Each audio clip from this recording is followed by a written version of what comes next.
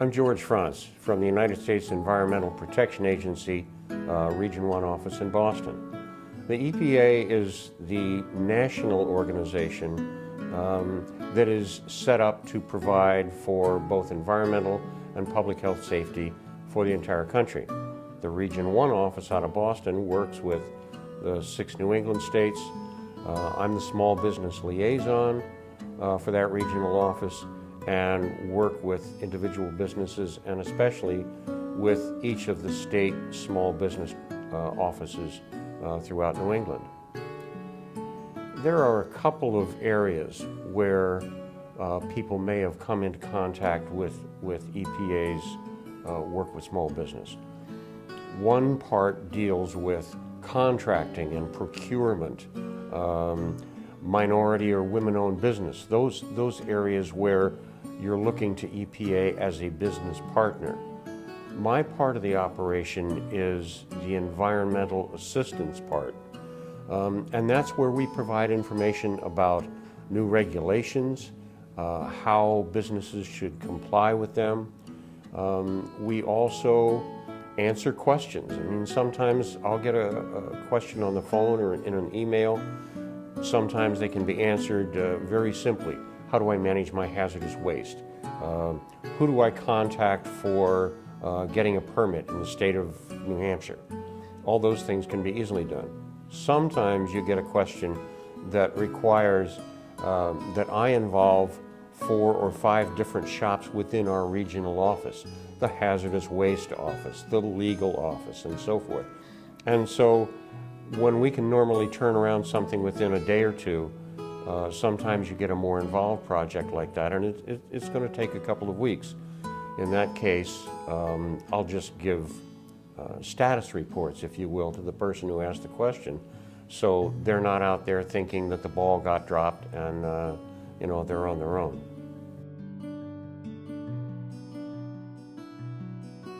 In response to program successes, there's a couple of areas that I'd love the opportunity to talk about.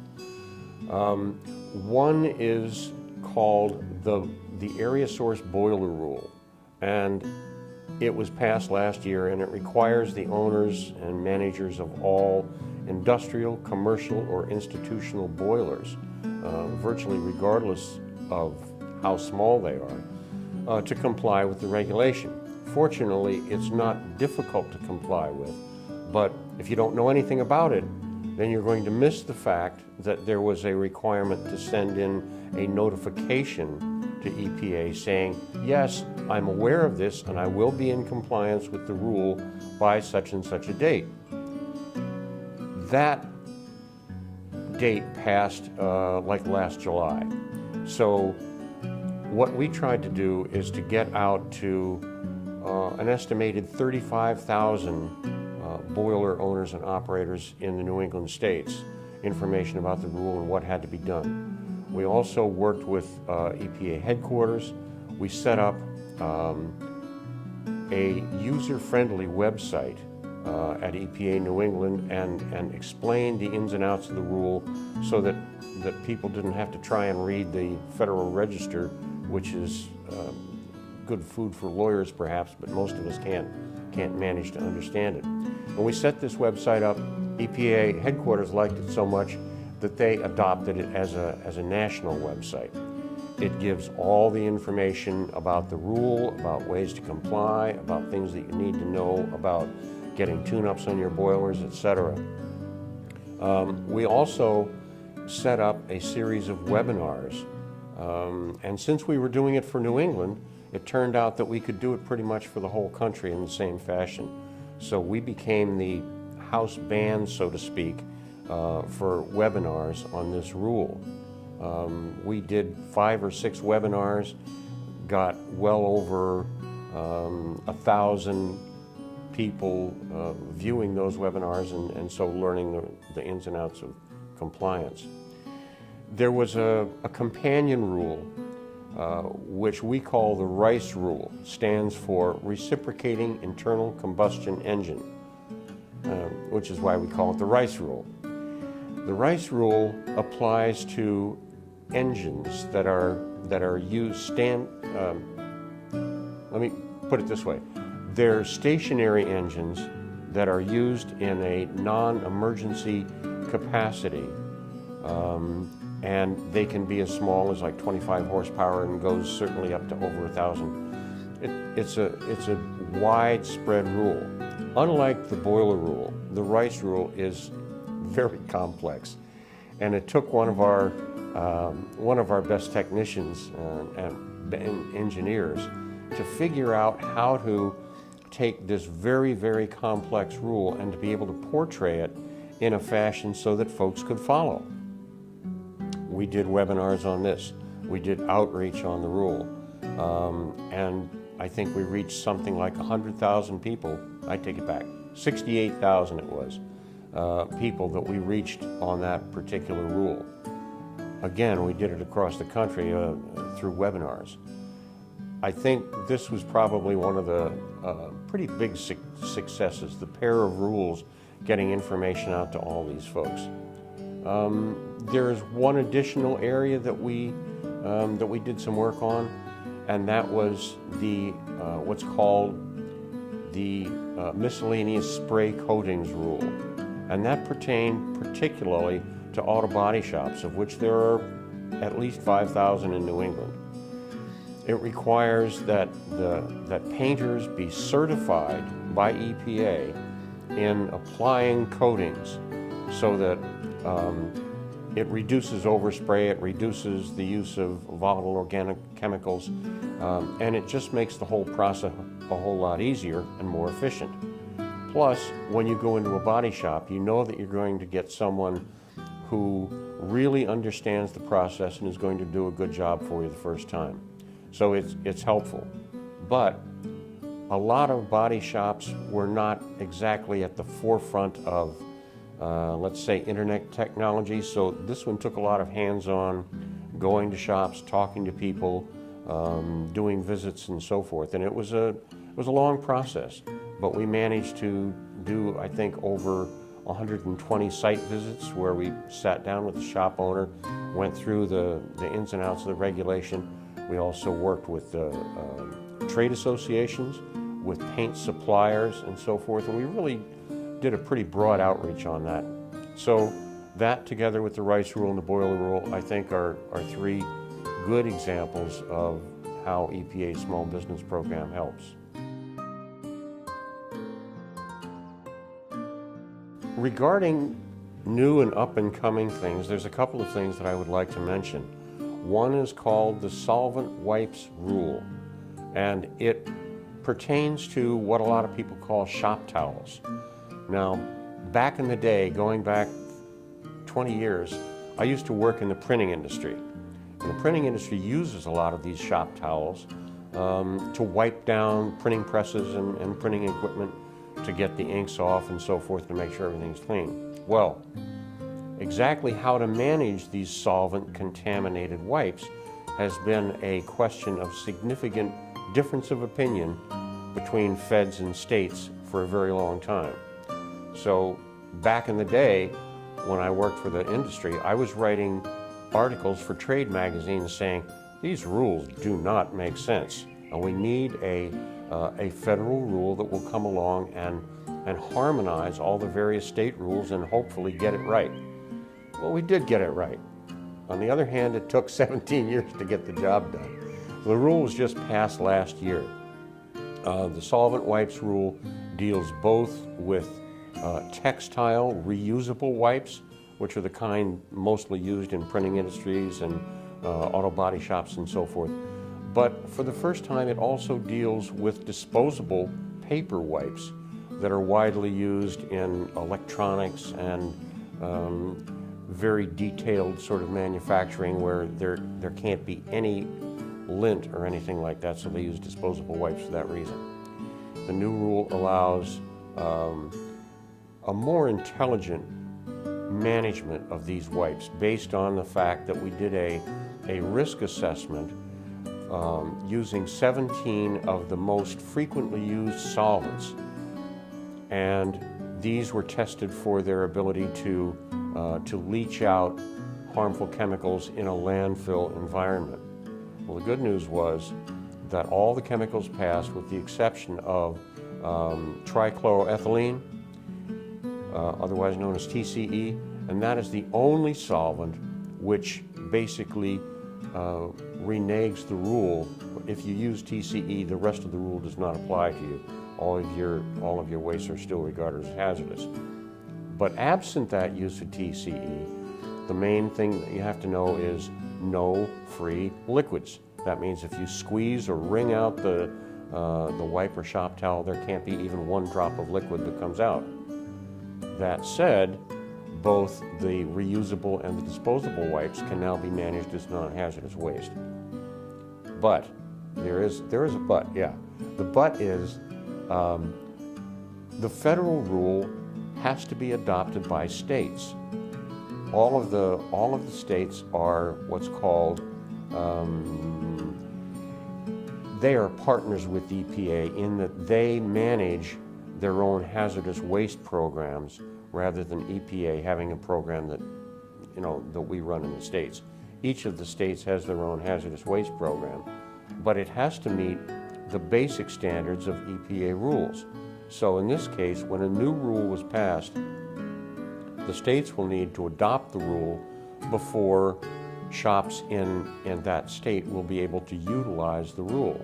So we're working with each of the 6 New England states, and I know that there are plans on many of the states to adopt the rule as soon as possible. Some sooner than others, but I think within a year, many of the states will have made that change and the rule will be available. We'll be making available to the SBDC and other small business assistance groups information about that rule and how to comply with that new standard. The second thing that I think is kind of important to know about is a program called Smart Way Transport. I also work with this group at EPA, and Smart Way Transport is a program that involves trucking, barges, and rail transport of goods. The goal being to reduce diesel emissions and reduce CO2 greenhouse gases. The program has now been in effect for 10 years, but it's just really becoming better known in this area. It's a heck of a good program. About 3,000 members of the business community nationwide belong to this program, including a lot of Fortune 500 companies and going down to significantly smaller outfits. As far as success of the program is concerned, we have reduced over $16 billion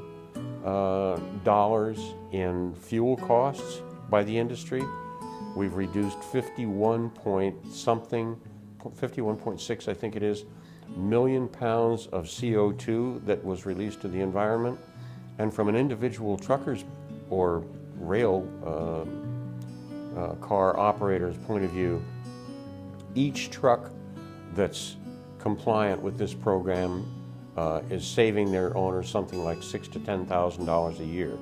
So once a program becomes familiar with the record-keeping process and follows the protocol for sending this information into EPA, they wind up with a much more efficient operation and one that saves them money and cleans the environment at the same time.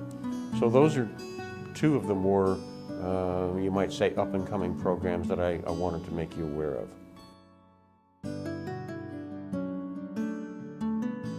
Regarding things that are happening now and in the future, a couple of things that I would like to point out are, in the first place, EPA is moving significantly towards changing the way that people interact and report information back to EPA. I can tell you that for some of the old rules, there are boxes and boxes and boxes of paper responses and certifications and reports that people would have to send in. And not only does it make an incredibly bulky means of trying to manage information, but it's just hard to do. So more recently, our new EPA administrator, Gina McCarthy, has pushed us pretty hard to go towards electronic reporting. I was a big supporter of that from the get-go, essentially. And we did get that through for the boiler rule that I mentioned previously, and a couple of other rules. Now electronic reporting is becoming more and more the way that EPA will do business with the public. Obviously, it's going to reduce the requirements for information storage, and probably more important, you can pick up a particular record almost immediately by searching for it electronically, rather than going in a records room and searching for the right box, searching for the right folder, and finally coming up with a piece of paper that somebody sent you 2 or 3 years ago. The whole electronic reporting thing is going to be a real boon to everyone. But I will be very candid and say we're kind of new to the game in some respects, and not everything that we have done in electronic reporting is as customer friendly, you might say, as I would like to see. But there's a reason for that. When someone sends in a certification saying, I certify that I am in compliance with such and such a rule, that's a legal document. And as a legal document, there are certain rules that have to be applied to so that that document would stand up if there were a court case, for example. And so to manage the complexity of those legal requirements, there are some hoops that we have to jump through, and they've made the process a little bit more complex than I would wish for, or let's say more complex than going online and buying a book or a new set of hardware from a box retailer. But it does work. And as we continue with this, it's going to get better, and so electronic reporting will be more and more the case that everybody does it. In addition, the public will have access to information too, because as this information is filed electronically, members of the public can look and see what businesses in their area have filed, and so they know that businesses are being good environmental neighbors. That's another aspect of the transparency that comes with this electronic reporting. And the last thing I wanted to mention is a real significant push that EPA has begun in the last year regarding climate-driven ability to be resilient and adapt to changes that are driven by climate. For example, a lot of flooding issues, rise in sea level, wind damage. I worked out in Springfield on a couple of projects last year, or over the past couple of years. Well, the folks in Springfield started off their acquaintance with extreme weather by having a tornado come through on the 1st of June 2012. And a couple of months later, they had a massive hurricane that came through and came up the Connecticut River Valley, shortly followed by what was called the Halloween snowstorm. 10 or 12 inches of really wet snow came in, and it basically took out about half the trees in the city.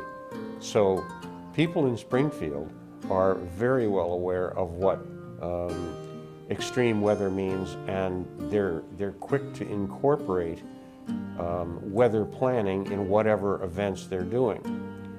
But it also happens as regards sea level rise, and